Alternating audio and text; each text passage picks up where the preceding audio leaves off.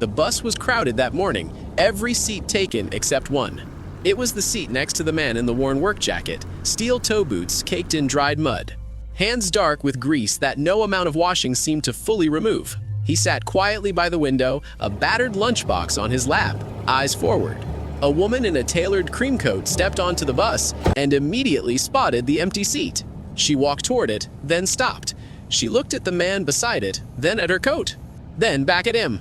"Excuse me," she said loudly enough for the whole bus to hear. I would rather stand the entire ride than sit next to someone who smells like a construction site. A few passengers looked away. One man near the back laughed quietly. The worker said nothing. He simply shifted slightly toward the window and looked outside. She grabbed the overhead rail and stood, adjusting her bag with a sharp pull, making sure everyone around her understood her position clearly. She whispered to the woman beside her. Some people have no idea how to present themselves in public. The other woman nodded without conviction. The bus rolled on through morning traffic. Stop after stop passed. The worker remained still, unbothered, watching the city move outside the window.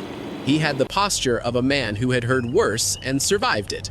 Then the bus slowed to a final stop near the edge of the financial district. The worker stood, tucked his lunchbox under his arm, and moved toward the doors. The woman in the cream coat also reached for the overhead bar and stepped toward the exit. They got off at the same stop. She barely noticed at first, straightening her coat on the pavement, checking her phone. Then she looked up. The worker had walked directly toward the tall glass entrance of the largest building on the block. A security guard held the door open and greeted him by name. Inside the lobby, through the glass, she watched a receptionist hand him a visitor badge that read, "Site Owner." A colleague appeared beside her on the pavement. "Do you know who that is?"